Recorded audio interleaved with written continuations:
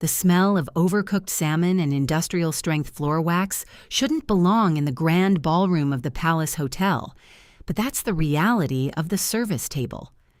I sat there, tucked behind a velvet curtain near the kitchen's swinging doors, watching the elite of San Francisco swirl in a vortex of silk and arrogance. My Chanel suit, a bespoke piece that cost more than the annual salary of anyone at this table, felt like a suit of armor in a room that didn't want me to fight. I am Diana Vane. I manage a $2 billion hedge fund.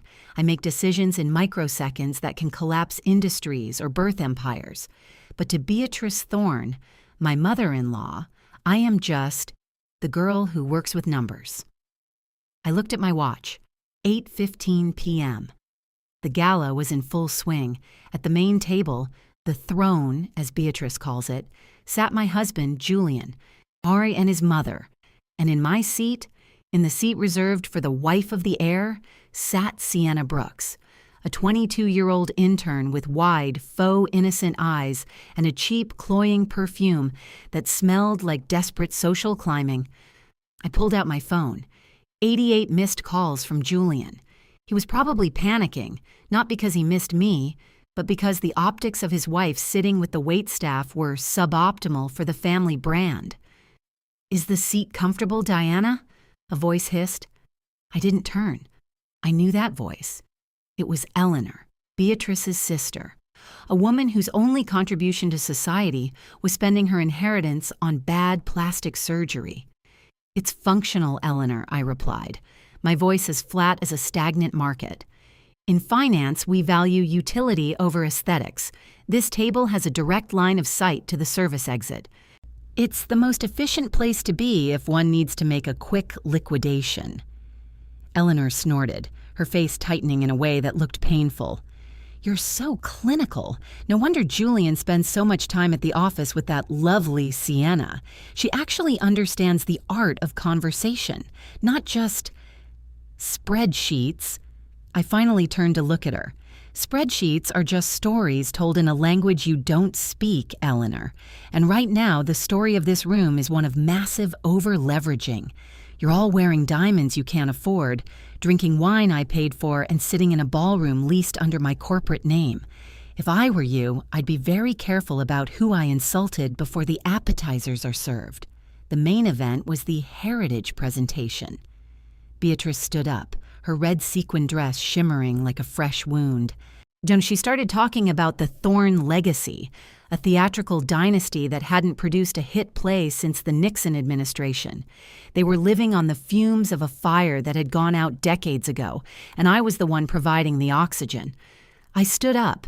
The movement was slow, deliberate. I walked toward the main table, the rhythmic click of my heels against the marble floor sounding like a ticking clock.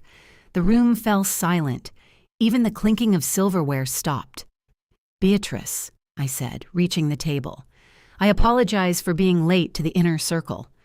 The service table was enlightening. Julian finally looked up. His face was a mask of cowardice. "Diana, honey, there was a mistake with the seating chart. Sienna was just—" "Julian, don't," I cut him off. "In my world, there are no mistakes in the chart. There are only intentional reallocations of resources. You chose to reallocating my seat. I accept the data." I placed a mahogany box on the table. The wood was polished to a mirror finish, a vintage piece from the late 19th century. "I brought a gift for the Thorne archive," I said. Beatrice's eyes glinted. She loved gifts, provided they were expensive enough to brag about. She reached for the box, but she didn't open it. She didn't even look at me. She leaned over and whispered something to Sienna, who giggled. A high, practiced sound that grated against my nerves like a bad trade. "It's a manuscript," I said, my voice cutting through their shared joke. "The original hand-annotated draft of The Glass Menagerie. I won it at a private auction in London last month. $150,000. The table went quiet. Even Sienna's smile faltered. $150,000 was more than she'd see in a decade. "Oh, Diana," Beatrice said, her voice dripping with artificial sweetness. "How practical of you. A piece of paper to celebrate a night of art. You really do think money can buy culture, don't you?" Then she did it. She took her half-full glass of Pinot Noir and placed it directly onto the mahogany box. I watched as the dark red liquid dripped down the side of the vintage wood, soaking into the seam where the manuscript sat. A dark, wet ring began to form on the cover. $1 million artifact, a piece of human history, turned into a coaster. In finance, we call this a sunk cost fallacy. It's when you keep investing in something that is clearly failing because you're afraid to admit you were wrong. For 3 years, I had invested in this family. I had paid their debts, bought their homes, and tolerated their insults, hoping that eventually they would see me as a partner. But as I watched that wine-stain spread, the data finally aligned. The Thorne family wasn't a long-term investment. They were a toxic asset.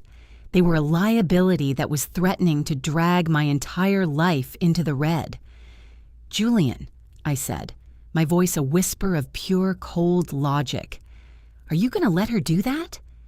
Julian looked at the wine, then at his mother, then at Sienna. He reached out his hand, hesitated, and then he pulled it back. He picked up his own glass and took a sip. "It's just a box, Diana," he said, his voice trembling. "Don't be so dramatic. You're always making everything about the cost. It's just stuff." I didn't scream. I didn't cry. Tears are a waste of internal liquidity. I simply reached out and picked up the box. The wine dripped onto my hand, warm and sticky, like blood. I walked over to the ornate trash bin near the kitchen exit, the same one I had sat next to all night. I dropped the mahogany box inside. The sound of it hitting the bottom, thud, was the most satisfying sound I had heard in years. It was the sound of a closing bell. "Diana!" Beatrice shrieked, standing up. "What are you doing? That is a historical artifact." "No, Beatrice," I said, turning back to the room. "It was a historical artifact. Now it's just trash, just like your legacy, just like this marriage." I reached into my clutch and pulled out a single sheet of paper, not a manuscript, a balance sheet. "For 3 years, I have treated this family like a subsidiary of Vane Capital," I announced, in my voice carrying to every corner of the ballroom. "I have provided 100% of the liquidity for the Thorne lifestyle, but as of 8:45 p.m. tonight, I am initiating a total divestment." I looked at Julian. "The Tesla you're driving? It's registered to my firm. It's being remotely disabled at midnight. I suggest you call an Uber." I looked at Beatrice. "The penthouse in Pacific Heights? The one you claim has been in the family for generations? It was bought through an offshore shell company I control. The eviction notice was filed an hour ago. You have 72 hours to pack your costumes." I looked at the entire room, the elite of the city, who had spent the night snickering at the girl from the service table. "And for those of you who have accepted loans from Julian Thorne this year, I hope you kept your receipts. Because I am calling in every single one of them, with interest." I turned to Julian one last time. He looked small. He looked like a bad investment that had finally reached its expiration date. "The play is over, Julian," I said, "and I'm the one who owns the theater." I walked out of the ballroom, the silence behind me more valuable than any manuscript. I didn't look back. I didn't need to. I was finally back in the black. The heavy mahogany doors of the Palace Hotel slammed shut behind me, the sound echoing like a final gavel strike in a courtroom. I stepped into the San Francisco night, the air sharp and biting, smelling of sea salt and expensive regret. My driver, Marcus, was already holding the door of the Lucid Air open. The car was a masterpiece of minimalist luxury, a silent sanctuary of white leather and recycled carbon fiber. When I slid into the back seat, the door closing with a soft, pressurized thump that muted the world. Outside, the city was a blurred watercolor of neon and fog. I sat in the darkness, the only light coming from the amber glow of the dashboard. Vibrate, vibrate, vibrate. My phone was a persistent ghost on the seat next to me. Julian, call 899091. I didn't reach for it. I didn't need to hear his voice, which always sounded like a rehearsed monologue from a third-rate play. In my world, if you miss the first warning sign of a market crash, you might survive. If you miss the 91st, you're already liquidated. Marcus, I said, my voice cutting through the hum of the electric motor. Drive. Just drive toward the bridge. Yes, Miss Vane, he replied, his eyes meeting mine in the rearview mirror for a fraction of a second. He knew. He had seen me walk out of enough boardrooms to know when a total divestment was happening. I pulled out my tablet, the screen illuminating my face with a cold blue light. I didn't open my email. I didn't check the fund's overnight performance. I opened a folder labeled Project Carthage. Inside was the digital forensic audit of Sienna Brooks. For months I had watched her. I had watched the way she lingered in Julian's office, the way she mirrored his movements, the way she accidentally left her perfume on his coat. Most people would see a mistress. I saw a corporate pathogen. I scrolled through the metadata. 2 a.m. logins to the Vane Capital server, downloads of proprietary architectural algorithms, warm encrypted messages to a shell company in the Cayman Islands. The data was clear, brutal, and undeniable. Julian hadn't just been unfaithful, he had been a Trojan horse. He had given Sienna my private access keys, thinking he was helping a gifted protege. In reality, he was handed her the blueprints to my empire. In finance, we call this insider sabotage. It's the most dangerous form of risk because it comes from within the perimeter of trust. Julian thought he was playing a romantic lead in a tragedy about a misunderstood genius. He didn't realize he was just a low-level accomplice in a high-stakes heist. I leaned back against the headrest, watching the fog swirl around the steel cables of the Golden Gate Bridge. I felt a strange clinical detachment. The pain I should have felt was replaced by a sharp, icy clarity. "Julian," I whispered to the empty car, "you didn't just break my heart. You compromised my security architecture. And in my world, that is an unforgivable breach. I didn't go home to the penthouse. I went to the office. Vane Capital sat on the top floor of a glass and steel monolith overlooking the Embarcadero. At 1 a.m., the building was a ghost ship. My footsteps echoed through the lobby, a rhythmic, lonely sound. I sat at my desk, a slab of black obsidian that looked like a weapon. Across from me was Sarah, my head of security, and Mr. Henderson, my lead counsel. They had been waiting for 3 hours.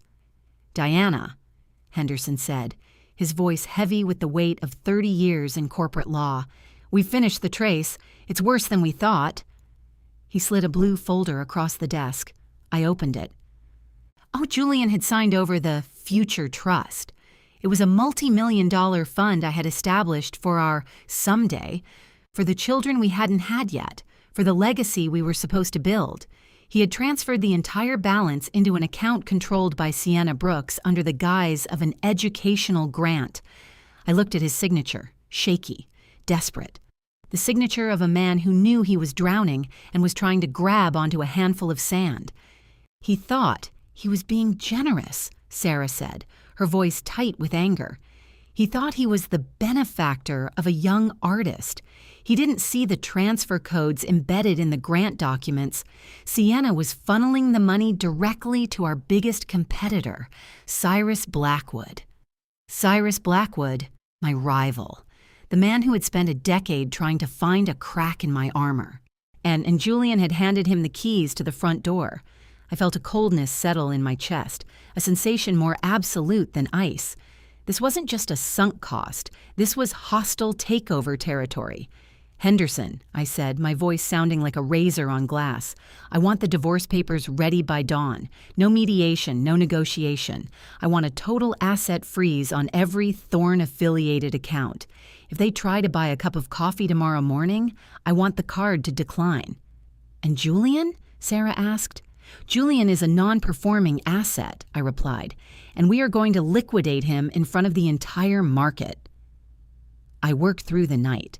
The city below me slept. oblivious to the fact that an entire family's existence was being deleted from the digital grid. I looked at the file on Sienna again. Sarah Jenkins. That was her real name. And she wasn't an intern from Stanford. She was a professional corporate infiltrator who specialized in emotional engineering. She found men with fragile egos, men who felt overshadowed by their powerful wives, and she fed them the one thing they couldn't get from the truth: worship. She had spent 6 months telling Julian he was the true visionary of the family. She had convinced him that my clinical nature was a cage and that her artistic passion was his escape. But I had seen her coming. 6 months ago, I had noticed the first anomaly in the server logs. Instead of blocking her, I had created a honeypot.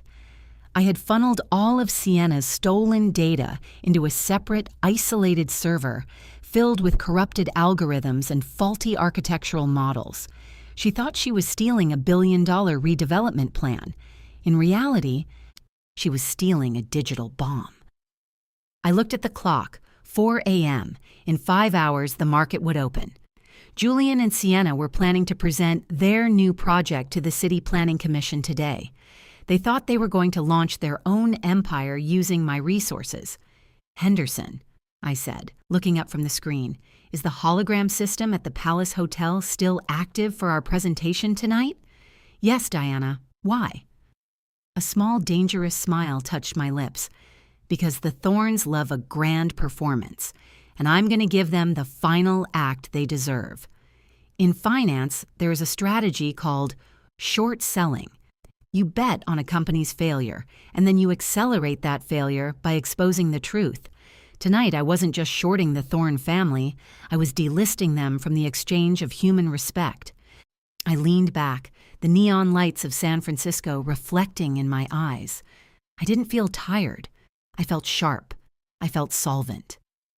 "Julian," I whispered, "you wanted a world without my clinical influence. Today, you're going to find out exactly how cold the world is when I stop paying for the heater." The air in the grand ballroom of the Palace Hotel was a strange mix of premium single malt scotch and a cheap, cloying perfume that I had come to associate with the scent of a sinking ship. It was 7 p.m.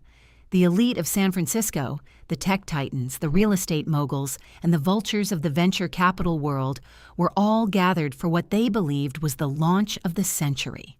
My project, my legacy, the Vane waterfront redevelopment. I stood on the mezzanine, my black Tom Ford suit tailored so sharply it felt like a weapon. Below me, and the crowd swirled, a sea of black ties and silk gowns. And there, in the center of the room, were Julian and Sienna. Julian was wearing a tuxedo I had bought him for our 2nd anniversary, his chest puffed out like a peacock who had forgotten he was a bird of prey. Sienna was draped in a simple white silk dress, looking every bit the pure, de-eyed girl she had practiced so hard to become. She was clinging to Julian's arm, her hair cascading over her shoulders, her makeup fresh and innocent. They thought they had won. They thought that while I was nursing my wounds in the back seat of a car, they were going to step onto my stage and claim my work as their own. "Diana," a voice murmured behind me. I didn't turn. I knew the scent of expensive cigars and cold ambition. Cyrus Blackwood, my biggest rival. The man who had been secretly funding Sienna's infiltration of my firm. "Cyrus," I replied, my voice as steady as a blue-chip stock. "I didn't expect to see you at a Thorn family event. I thought you had a policy against investing in amateur theater." Cyrus stepped beside me, leaning against the gold leaf railing. "In finance, Diana, we don't look at the actors. We look at the intellectual property, and Julian tells me he has something revolutionary to show us tonight. A new architectural algorithm that makes Vane Capital's current models look like an abacus." I let a small, dangerous smile touch my lips. Julian Thorn wouldn't know a revolutionary algorithm if it hit him in the face, Cyrus. He spent the last decade trying to remember his lines in a play that closed in the 70s. But please, Enjoy the show. And I've put a lot of work into the final act." The lights dimmed. The room fell into a hushed, expectant silence. Julian stepped onto the main stage, the spotlight reflecting off his polished shoes that were currently being repossessed by my legal team. "Ladies and gentlemen," Julian's voice boomed, amplified by a sound system that was currently running on a temporary credit line I had authorized only for this hour. Innovation requires sacrifice.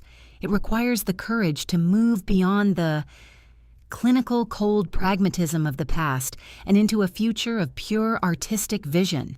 Tonight my partner, Sienna Brooks, and I are proud to present the Thorne Brooks Grid.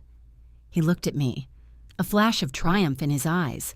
He thought he was looking at a broken woman. He didn't realize he was looking at his executioner. Sienna stepped forward. We're holding a small silver flash drive like it was the Holy Grail. She plugged it into the podium. "This algorithm," Sienna said, her voice sweet and rehearsed, "will redefine how we build cities. It is the result of months of private collaboration." She hit the enter key, but the screen didn't show architectural blueprints. It didn't show a city of the future. Click. The massive 3D hologram system I had installed for $1 million flickered to life in the center of the ballroom. It was a masterpiece of digital clarity, but instead of buildings, it showed a dimly lit hotel room. The audio system, tuned for orchestral precision, filled the ballroom with Julian's voice. But this wasn't his public, visionary voice. This was his greedy, desperate voice. "Diana has no idea," the digital ghost of Julian said, and his hologram form looming 10 feet tall over the horrified guests. "She's too busy auditing the bridge project to notice the backdoor patch I installed. Once you upload the patch, Sienna, we'll drain the Vane Capital offshore accounts and leave her with nothing but the debt. We'll be the ones with the billions, and she'll be the one sitting at the staff table." The camera in the hologram panned to Sienna. She was laughing. It was a sharp, ugly sound that cut through her pure image like a knife. "She's so arrogant," Sienna's voice echoed through the hall. "She thinks she's the only one who can play the market. We're going to liquidate her life, Julian, and then we'll take the credit for the algorithm she built. It's poetic justice, don't you think?" The ballroom was dead silent, and the only sound was the clatter of a champagne glass hitting the floor and shattering. Julian stood on stage, his face turning a sickly, mottled shade of gray. He looked at the screen, then at the audience, then at me. His mouth opened and closed, but no sound came out.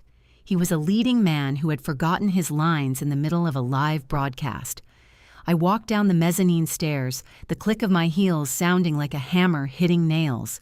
The crowd parted for me like the Red Sea. "But that is not the best part, Julian," I said, my voice carrying through the house mic I had activated from my phone. "Sienna, or should I say Sarah Jenkins, the police are waiting in the lobby to discuss the 4 other mentors you have defrauded in the last 3 years.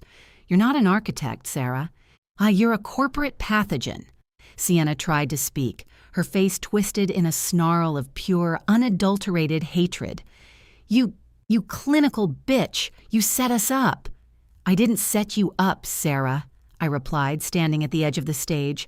"I performed a stress test. I gave you 6 months to prove you were something more than a common thief, and you failed every single audit. The algorithm you just tried to upload, it's not an architectural model. It's a self-destruct sequence. The moment you hit enter, you sent a full confession of your wire fraud and corporate espionage directly to the FBI and the SEC. I looked at Julian. He was trembling so hard I thought he might collapse. "And Julian, your signature on the future trust transfer? I didn't just find it. I tracked the IP address you used to authorize it. So you committed a felony on a laptop I bought you for Christmas.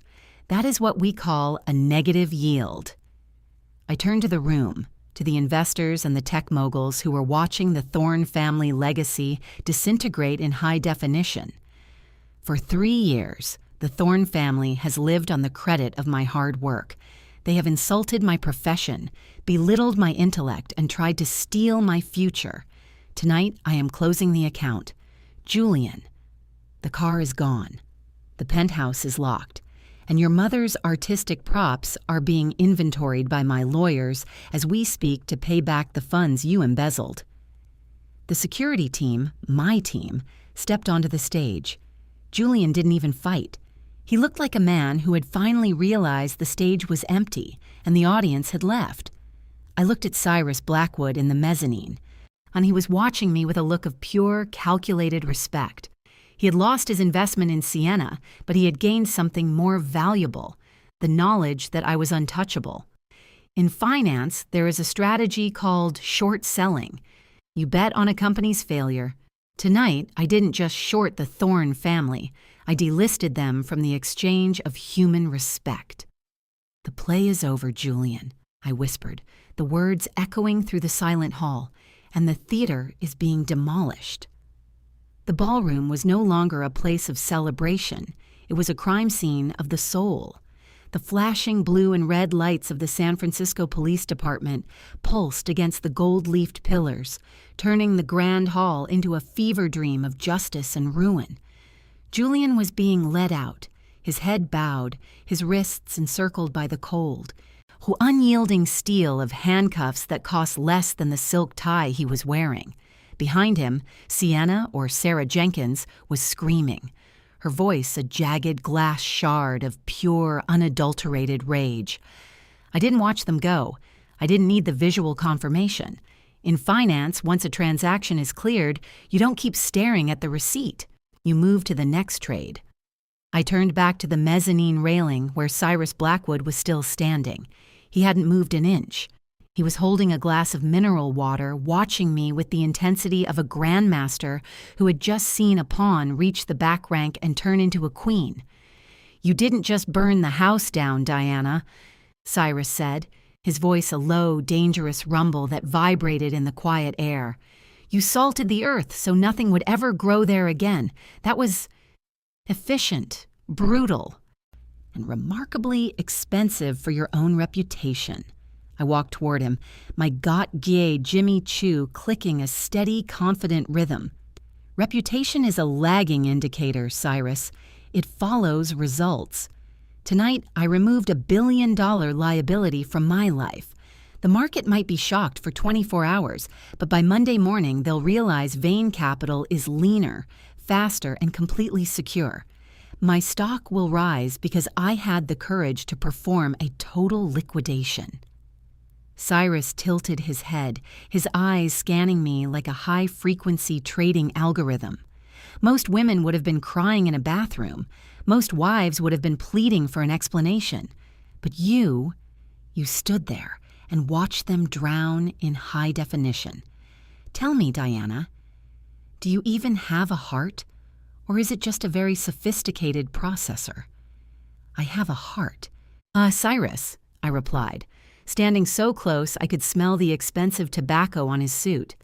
But it only beats for things that yield a return. Julian Thorne was a non-performing asset. He was a debt that was threatening to drag my entire existence into the red. I didn't kill him. I just stopped paying for his oxygen. Cyrus let out a short, dry laugh. He reached into his pocket and pulled out a small, encrypted tablet. "I'll be honest. I was the one who funded Sienna. I wanted to see if I could find a backdoor into your architectural firm. I thought Julian was your weak point. I thought he was the security flaw in the Diana Vane system." "He was," I said, "but a good architect always builds a failsafe. I've known about your involvement for 3 months, Cyrus. That's why the data Sienna stole was corrupted. If you try to use those algorithms on your new London project, your buildings will have a structural integrity of 0. I didn't just protect my empire, I poisoned yours." Cyrus went quiet. The smile vanished from his face. He looked at the tablet, then back at me. For the first time in 10 years, he looked genuinely impressed and a little bit afraid. "You're dangerous, Diana. More dangerous than I thought." "I'm not dangerous, Cyrus. I'm solvent. There's a difference." 3 days later, the Thorne penthouse. The air was stagnant, smelling of dust and the bitter scent of Beatrice Thorne's desperation. The grand piano, a Steinway I had bought for Julian's 30th birthday, was being wheeled out by two men in overalls. All around the room, little yellow tags were stuck to every piece of furniture, every painting, every artistic prop that Beatrice had used to build her fake world. I stood in the center of the living room, my arms crossed, watching a man in a gray suit with a clipboard. He was an appraiser from the bankruptcy court. "The jewelry, Ms. Vane?" he asked, pointing to a velvet box on the coffee table. "Authentic," I said, my voice clinical. "I have the receipts from Cartier and Harry Winston. They were authorized as marketing expenses by Julian. They are now being reclaimed as part of the embezzlement suit." Beatrice was sitting in the corner on a folding chair, the only thing left that didn't have a yellow tag. She looked smaller, her face a web of wrinkles that no amount of Botox could hide. She was clutching a silk scarf, her eyes red and swollen. "You're a monster, Diana," she whispered, her voice a thin, raspy thread. "Oh, to do this to your own family, to sell our history like it's just inventory." "This isn't history, Beatrice," I said, walking over to the window that looked out over the Pacific Heights. "This is unsecured debt. You didn't build this legacy. You borrowed it from my hard work. You treated my kindness like an unconditional grant, but in reality, it was a high-interest loan, and today the principal is due." "Julian is a thorn," she shrieked, a flash of her old arrogance returning for a second. "He is an artist. He has blood that matters." "Blood doesn't pay the mortgage, Beatrice, and it certainly doesn't cover wire fraud. Julian is currently sitting in a cell waiting for a bail that will never come because I froze every single account he's ever touched. He's not an artist. He's a failed project. And you're just a shareholder in a bankrupt company." I looked at the appraiser. "Sell it all. Everything. The clothes, the props, the scripts. If it has a Thorne name on it, I want it liquidated. I don't want a single trace of this family left on my balance sheet." That evening, I was back on the rooftop of Vane Capital. The city of San Francisco was a carpet of light beneath me. I held a single glass of scotch, neat, no ice. The bite of the alcohol was the only thing that felt real. A shadow moved in the corner. Cyrus Blackwood again. "The merger papers are ready," he said, stepping into the light. "The Blackwood-Vane Alliance. It would create the largest architectural and financial conglomerate on the West Coast. We would own the skyline, Diana." I didn't turn around. "You're offering a merger because you realize you can't beat me, Cyrus. You're trying to hedge your bets."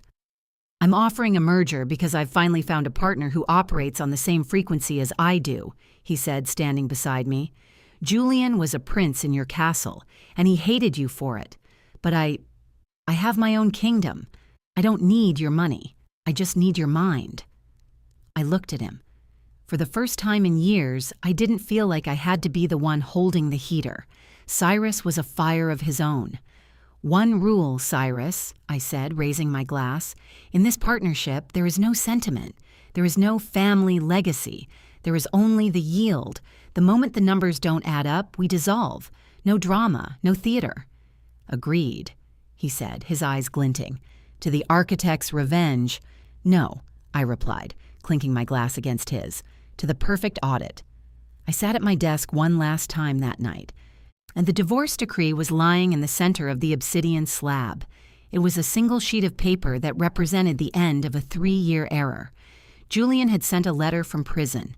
He talked about forgiveness and the complexity of the human heart. He talked about how Sienna had manipulated him, how he was a victim of his own passion. I didn't read past the first paragraph. In finance, there is a concept called information asymmetry. It's when one party knows more than the other. Julian thought he was explaining his heart to me, but he didn't realize that I already had the full data set. I knew exactly who he was, and more importantly, I knew who he wasn't. I picked up my pen, a heavy platinum fountain pen. I felt a strange sense of peace. It wasn't the peace of a happily ever after. It was the piece of a balanced ledger. I signed the paper. The ink was black and absolute. Click. I capped the pen and stood up. I walked to the window and looked out at the bridge. For years, I had been building towers for people who wanted to live in the basement. I had been an architect for people who didn't understand structural integrity. But as of tonight, I was no longer the subsidizer of someone else's delusions. I was the sovereign of my own empire. In every life, there comes a time when you have to perform a stress test. You have to look at the people around you and ask, are you an asset or are you a liability? If they are draining your liquidity, if they are tainting your bloodline with their hen-ha, if they are using your castle to shelter their betrayals, then it is time to act. Don't wait for the market to crash. Don't wait for the someday that will never come. Execute the write-off, perform the liquidation, and then stand on the ruins of their drama and build something that is actually worth the cost.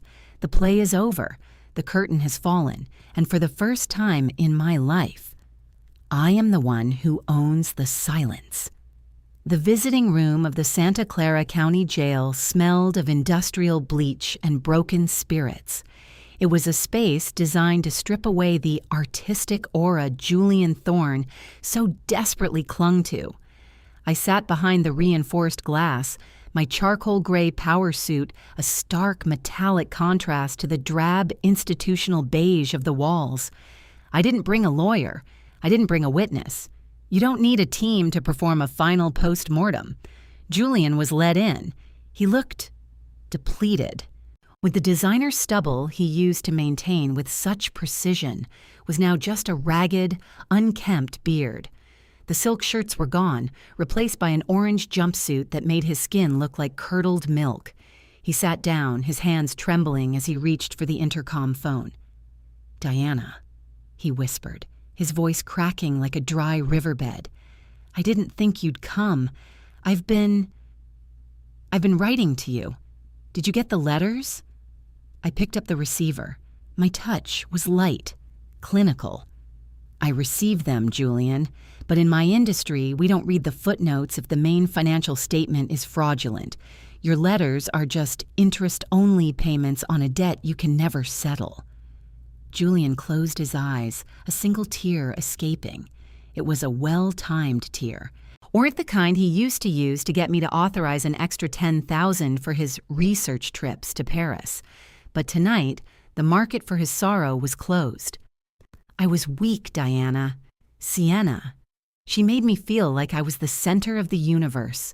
You were always so busy, so distant, always talking about yields and margins. She talked about us. She talked about our potential. "Potential is a speculative asset, Julian," I replied, my voice echoing through the cold plastic of the receiver. "It has no value until it is realized. Sienna didn't see your potential. She saw a security flaw. She saw a man whose ego was so fragile it could be bought with a few scripted compliments and a bottle of cheap perfume. You didn't fall for her, Julian. You fell for the version of yourself she sold you on credit. And now, the bill has come due." Julian leaned forward, his forehead pressing against the glass. "Please, my mother. She's living in a motel, Diana. She's 70 years old. You can't just throw her out like garbage. Have some humanity." "Humanity is not a line item on my balance sheet, Julian. Beatrice Thorne spent 30 years living as a parasitic shareholder. She contributed zero capital, emotional or financial, and expected a lifetime of dividends. When I closed the Thorne accounts, I wasn't being cruel. I was performing a mandatory restructuring. She is now experiencing the natural state of her own productivity, which, as it turns out, is zero." I stood up, the chair scraping against the floor with a sound like a closing vault. "I didn't come here to forgive you, Julian. I came to tell you that I've officially sold the Thorne name. I've trademarked it under my firm. If you or your mother ever try to use it for a theatrical production, a book, or even a social media post, my lawyers will bankrupt what's left of your lives. You're not a legacy anymore, Julian. You're a written-off expense." I hung up the phone before he could respond. As I walked away, I didn't look back. In finance, once you've cleared the bad debt, you delete the file. Back at Vane Capital, the atmosphere was electric.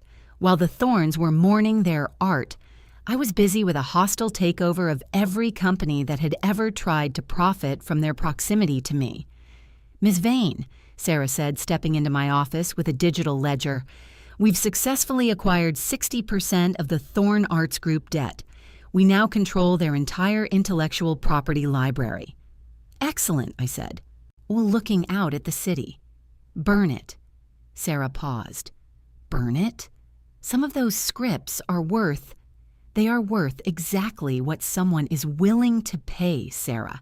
And right now, the only person willing to pay is me, and I'm paying to make them disappear. I want the Thorn name erased from the cultural ledger of this city. I want their legacy to be a blank page." This was the scorched earth policy. In a merger, you often keep the useful parts of the acquired company, but when you're removing a virus, you destroy the host. I turned my attention to the screen. Cyrus Blackwood was calling. "Diana," his voice crackled over the secure line, "I hear you've been busy. You're buying up Thorn's vendors? The caterers? The costume designers? That seems obsessive, even for you." "It's not obsessive, Cyrus. It's vertical integration. I am ensuring that no one who assisted in the Thorn betrayal ever works in this city again. I am closing the entire ecosystem. If you help a thief, you are a thief, and thieves don't get to participate in my market." Cyrus let out a long, slow whistle. "You're not just an architect, Diana. You're a god of the Old Testament. You don't just win, you eliminate." "I am an architect of reality, Cyrus, and in my reality there is no room for structural rot. Are the papers for our new London project ready?" "They are. But I have to ask, now that the Thorns are gone, what are you going to do with all that excess liquidity of your heart?" I looked at my reflection in the window. My eyes were clear, my posture perfect. I had never felt more powerful or more alone. "I'm going to reinvest it, Cyrus, in a project that has a guaranteed return. Or I'm building a new tower in the financial district. It's going to be made of glass and steel, and it's going to be so high it pierces the fog. And at the very top, there will be no theater, no props, and no princes. Only the view." Many people think revenge is a hot, emotional fire. They think it's about screaming in a ballroom or throwing a manuscript in the trash. But they are wrong. That's just the market volatility of the soul. True revenge is compound interest. It's the way your life grows more beautiful and more successful every single day that they spend in a cell or a motel room. It's the way your name becomes a synonym for power, while theirs becomes a cautionary tale of greed and stupidity. I sat in my lucid air that night, driving past the Palace Hotel. It looked different now. It didn't look like a place of heritage. It looked like a poorly managed asset. I realized that for 3 years I had been a value investor in a man who had no intrinsic value. I had been looking for a hidden gem in a pile of lead. But that is the beauty of a capital loss. You can use it to offset your future gains. My marriage to Julian Thorn was the biggest loss of my life, but the revenge yield, the clarity, the coldness, the absolute sovereignty I now possessed was worth every cent of the $150,000 manuscript I had turned into trash. I pulled out my tablet and looked at the blueprint for the Vane Tower. It was beautiful. It was clinical. It was perfect. "Marcus," I said, "take the long way home. I want to see the bridge." "Yes, Miss Vane." As we drove, and I realized that I had finally achieved the one thing Julian and Beatrice could never understand. I had achieved absolute liquidity. I could go anywhere. I could be anything. I was no longer tied to the anchor of their fake drama.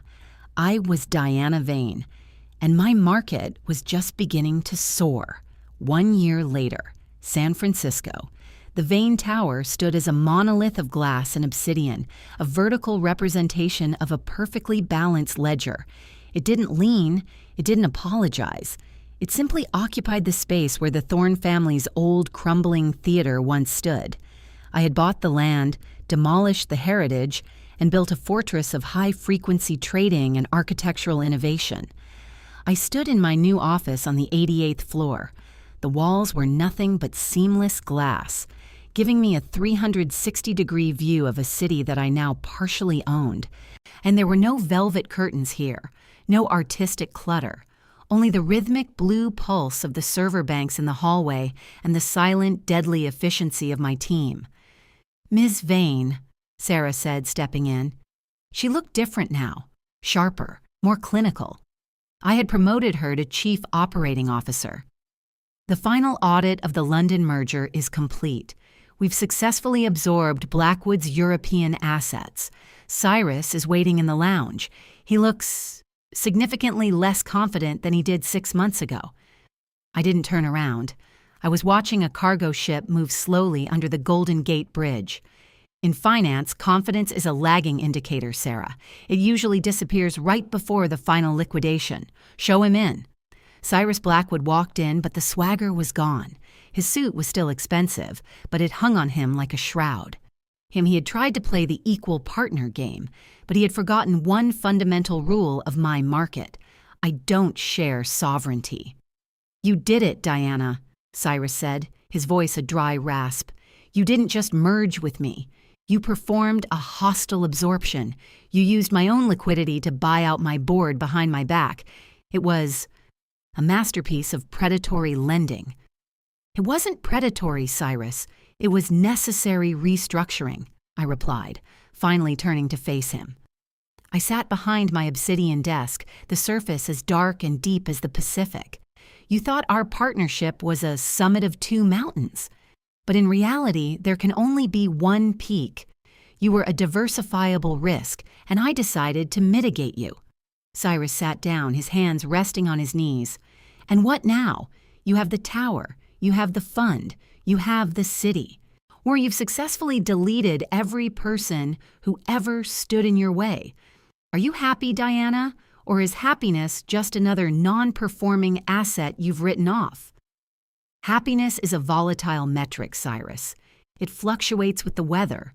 I prefer solvability. I prefer the knowledge that no one in this city can move a single brick without my authorization. I prefer the silence of a room where no one is lying to me for my money." I slid a check across the desk. It was for a staggering amount. "This is your buyout, Cyrus. It's more than you're worth, but I'm paying a premium for your complete disappearance from the West Coast market. Consider it a severance package for the man who thought he could hunt the architect." Cyrus looked at the check. He didn't pick it up immediately. He looked at me, and for the first time, then I saw the same look in his eyes that I had seen in Julian's on that final night. Fear. But unlike Julian, Cyrus respected the math. "You really are the architect, Diana. You don't just build buildings. You build destinies, and you demolish souls." "I only demolish what is structurally unsound, Cyrus. Now, if you'll excuse me, I have a market to open." That evening, as the sun began to sink into the Pacific, casting long, bloody shadows across the office, I received a final notification on my secure line. Julian Thorne, released on parole. He had served his time, or at least the portion of it that wasn't reduced by a legal system that favors those who can afford the right lawyers. He was out. He was back in the world. I looked at the address provided by my private investigators, a small, cramped apartment in the Mission District, and a place where the fog felt heavy and damp, not majestic. I could have ignored it. I should have ignored it. But in finance, you always perform a final reconciliation before you close the book forever. I drove myself. No Marcus, no Lucid Air. I took a plain black SUV and parked a block away. I saw him. He was walking out of a corner bodega, carrying a plastic bag with a single loaf of bread and a carton of cheap milk. He looked old. He looked like a man who had spent 10 years trying to remember a role he would never play again. He stopped at the curb looking up at the skyline. He was looking at the Vane Tower. The light from my office, 88 floors up, was a tiny cold star in his sky. He didn't know I was there. He didn't know I was watching him from the shadows. He looked down at his shoes, worn, scuffed, cheap, and he looked like a zero-value asset. For a second, a tiny infinitesimal second, I felt a flicker of the old Diana, the girl who sat at the staff table and hoped for a smile. But then, I looked at the data. I remembered the manuscript in the trash. I remembered the back door patch. I remembered the way he had sold our someday for a mistress's today. The flicker died. I didn't step out of the car.